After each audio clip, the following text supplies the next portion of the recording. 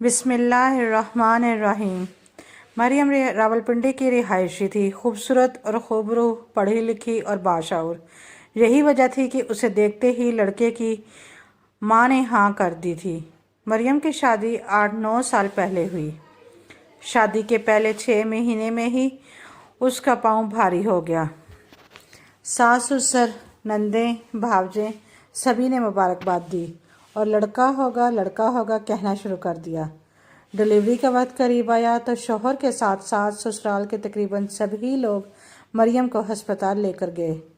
Delivery normal हुई और डॉक्टरों ने बेटी की पैदाइश की खुशखबरी सुनाई। ये सुनकर मरियम की सास का मुंह बन गया, जबकि दीगर अफराद अपने जज्बात छुपाने में कामयाब रहे।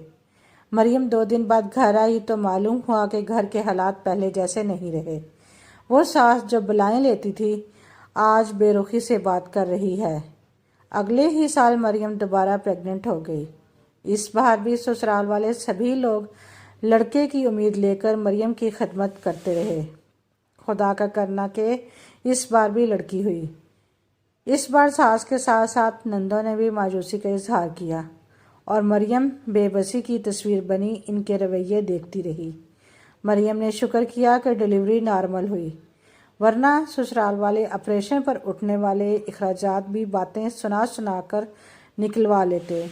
2 साल मजीद गुजरे। मरियम तीसरी बार फिर माँ बनने वाली थी, लेकिन इसकी हैरत की इंतहा न रही जब मरियम के ससुराल वालों ने मरियम को ये कहते हुए मैके भेज दिया कि अगर बेटियां ही पैदा करनी हैं तो डिलीवरी के अखराजात भी तुम्हारे माँ बाप और भाई उठाएं।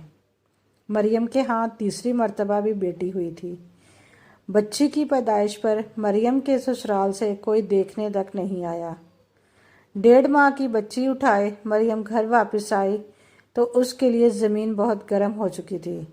सास उठते बैठते पुरानी बातें निकाल कर ताने देती। कभी मरियम की बारात के खाने को ख़राब कहा जाता, कभी मरियम के चीज़ पर तनकीद की जाती। घर के हर काम में कीड़े निकाले जाते।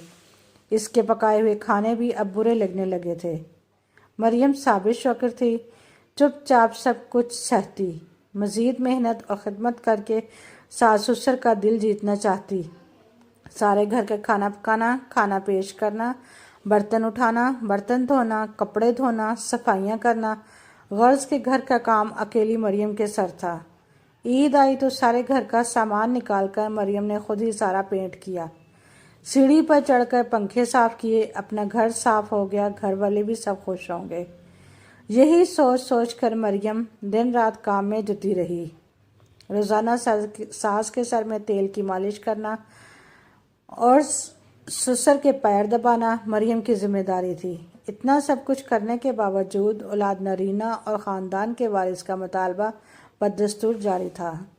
मरियम की बड़ी पहली बेटी 5 साल, दूसरी 3 साल और तीसरी 1.5 साल की हो गई थी। मरियम की बेटियां भी मरियम की तरह खूबसूरत और मासूम थीं, लेकिन इस घर में अब उनकी कोई वक़्त नहीं थी। मरियम चौथी बार प्रेग्नेंट हो गई। इस बार हर तरह नुस्खा, हर वजीफ़ा आजमाया गया। तरह तरह के तावीज़ लाकर बांधे गए। मरियम खुद भी बहुत डरी हुई थी।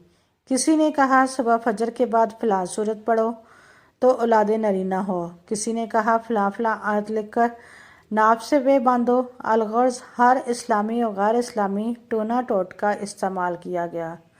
जून डिलीवरी के दिन करीब आते गए, डर मरियम के दिल में बैठ गया। वो हर वक्त यही दुआ करती कि उसके यहाँ लड़का हो जाए। वो हर वक्त यही सोचती कि लड़की हो गई तो क्या होगा। हस्बे साबिक डिलीवरी के लिए मरियम को उसके माँ बाप के घर भेज दिया गया। उसकी माँ उसे लेकर एक प्राइवेट अस्पताल पहुंची। लेबर रूम जाते हुए भी मरियम बहुत डरी हुई थी। डिलीवरी के बाद लेडी डॉक्टर ने एक बुझा सा वजूद मरियम के सीने पर रखते हुए कहा, मुबारक हो, बेटी हुई है।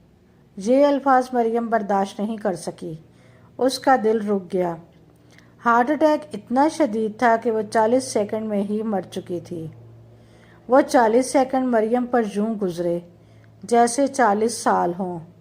इन 40 सेकंड में مریم سوچتی رہی کہ بیٹی پیدا کرنے میں کیا گناہ ہے، میری 3 بچیوں نے کیا گناہ کیا، اور یہ جو ابھی 40 سیکنڈ پہلے ایک بیٹی میری چھاتیوں پر رکھی گئی ہے، اس کا کیا گناہ ہے۔ ان 40 سیکنڈ میں مریم نے آنے والے 40 سالوں کے لیے سوچا۔